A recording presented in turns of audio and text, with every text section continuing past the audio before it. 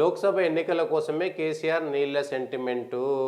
అవగాహన సదస్సులో మాట్లాడుతున్న మంత్రి ఉత్తమ్, చిత్రంలో ముఖ్యమంత్రి రేవంత్, మంత్రులు బట్టి, శ్రీధర్ బాబు. ప్రాజెక్టులను బోర్డుకు ఇవ్వొద్దన్నదే మా విధానం. గెజిట్కు బీఆర్ఎస్ సర్కారే అభ్యంతరం చెప్పలేదు. బీఆర్ఎస్ పార్టీ దుష్ప్రచారాన్ని తిప్పికొట్టండి. కాంగ్రెస్ ఎమ్మెల్యేలకు సీఎం రేవంత్ దిశానిర్దేశం. జగన్తో కుమ్మక్కై రాష్ట్రాన్ని దెబ్బతీశాడు. ఏ ముఖం పెట్టుకుని కేసీఆర్ నల్గొండ వస్తాడు? ముక్కు నేలకు రాసి ప్రజలకు క్షమాపణ చెప్పాలి. కేసీఆర్ వచ్చే రోజు నల్గొండలో నిరసన.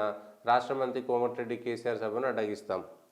మళ్ళా కేసీఆర్ ఒక్క చిన్న సభ పెట్టడం ద్వారా పూర్తిగా కాంగ్రెస్కు సంబంధించినంత వాళ్ళంతా కేసీఆర్ చుట్టూ తిప్పుకునేటువంటి ప్రయత్నం సాగింది. కేసీఆర్ ఒకటే సభ. ఇన్ని రోజులు ఎన్నికల ఫలితాలు అయిపోయిన తర్వాత కేసీఆర్ కనీసం ప్రజలకు క్షమాపణ చెప్పలేదు, ప్రజలతో మాట్లాడలేదు, వెళ్ళిపోయేటప్పుడు ఇష్టం ఉన్నట్టు వెళ్ళిపోయిండు.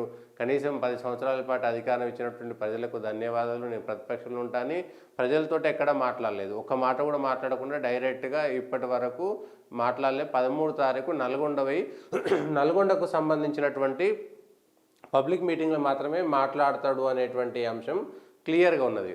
అట్లాంటి కేసీఆర్ ఒక సభ పెడితే ఇప్పుడు అందరూ కేసీఆర్ చుట్టూ, అంటే కేసీఆర్ ట్రాప్లో పడాల్సినటువంటి పరిస్థితి మాత్రం వచ్చింది. ఎంత చెప్పినా కూడా కేసీఆర్ ఏం చెప్తాడు, కేసీఆర్ నల్గొండ పోతే ఏమో చేస్తాడు అనేటువంటి ఒక ఫీలింగ్ మాత్రం వచ్చేసింది. ఎందుకంటే లోక్సభ ఎన్నికలు లేకపోతే దీనికి ఇంత ప్రయారిటీ రాకపోతుండే. కేసీఆర్ పోయినా కూడా పెట్టుకున్నాక నిమ్మలంగా పెట్టుకోవచ్చు అనేటువంటి మాట వస్తుండే. కానీ కేసీఆర్ ఇప్పుడు అక్కడ మాట్లాడుతుండడం, కేసీఆర్ నల్గొండలో ఏం మాట్లాడతాడు, ఇవి కృష్ణా రివర్ మేనేజ్మెంట్ బోర్డుకు సంబంధించినటువంటి సంతకాలు రేవంత్ రెడ్డి వచ్చిన తర్వాతనే జరిగిందని కేసీఆర్ చెప్తే అది ఇంకొక తీరుగా జనంలోకి వెళ్ళిపోతుంది అనేటువంటి ఒక భయం కూడా కాంగ్రెస్కు పట్టుకున్నది. కానీ అది చెప్పాల్సినటువంటి స్థాయిలో కాంగ్రెస్ చేసేటువంటి స్థాయిలో పోతలేదు. దానికి కౌంటర్గా 13వ తారీఖు ఏదైతే కేసీఆర్ సభ ఉందో ఆ రోజే వెళ్ళేటువంటి అవకాశం మాత్రం ఉన్నది. ఆ రోజు నిన్న పవర్ పాయింట్ ప్రజెంటేషన్ ఇచ్చిర్రు. నీళ్ళ మంటలు పవర్ పాయింట్ ప్రజెంటేషన్ ఇచ్చి వాళ్ళ ఎమ్మెల్యేలకు ఒక అవగాహన, అసలు ఏంటి కేఆర్ఎంబీలో ఏం జరిగింది, కాళేశ్వరంలో ఏం జరిగింది, దీనికి సంబంధించినటువంటి దానిపైన ఎమ్మెల్యేలకు కృష్ణా ప్రాజెక్టులో సంబంధించిన అంశంలో బీఆర్ఎస్, కాంగ్రెస్ సై అంటే సై. నేడు రాష్ట్ర వ్యాప్తంగా కేసీఆర్ దిష్టిబొమ్మల దహనానికి కాంగ్రెస్ పిలుపు. మేడిగడ్డ బ్యారేజీ సందర్శనకు ఎమ్మెల్యేలు, అసెంబ్లీకు సెలవు ఇచ్చి మరీ పర్యటన. అసెంబ్లీ నడుస్తుంది, నడిచేదే 4-5 రోజులు. దాంట్లో 13వ తారీఖు ఆయన సభ పెట్టినందుకు కేసీఆర్ ఇక్కడ పెట్టిండు. ఇంకొక విషయం మాట్లాడాల్సింది, కేసీఆర్ బడ్జెట్ ప్రవేశపెట్టిన రోజు కూడా ప్రతిపక్ష నాయకుడిగా అసెంబ్లీకి పోలేదు.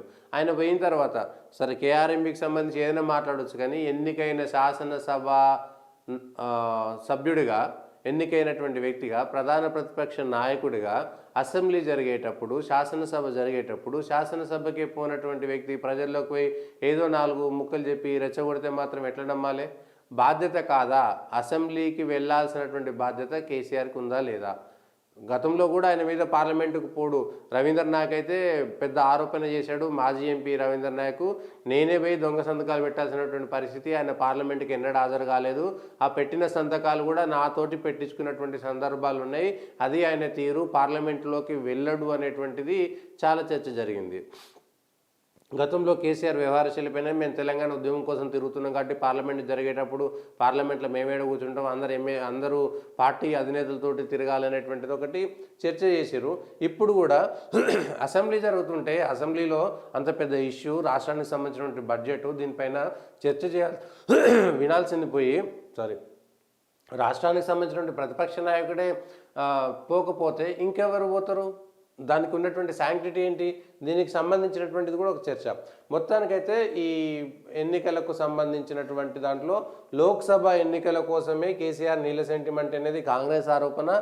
కాంగ్రెస్ కూడా అదే కావాలి. ఇక్కడ కాంగ్రెస్కు, కేసీఆర్కు, టీఆర్ఎస్కు, అదేవిధంగా కాంగ్రెస్కు మధ్యన ఒక కొట్లాట జరిగితే మధ్యలో బీజేపీ రాకుండా ఉండేందుకు ఒక ఆలోచన. బీఆర్ఎస్ను కాంగ్రెస్ ఇప్పుడు దెబ్బ కొట్టవచ్చు, ఆల్రెడీ అధికారంలో ఉన్నది, అవకాశం ఉన్నది కాబట్టి బీఆర్ఎస్కి ఏం కావాలంటే మధ్యలో బీజేపీ రాకూడదు కాబట్టి బీఆర్ఎస్ కూడా అదే ప్రాబ్లం.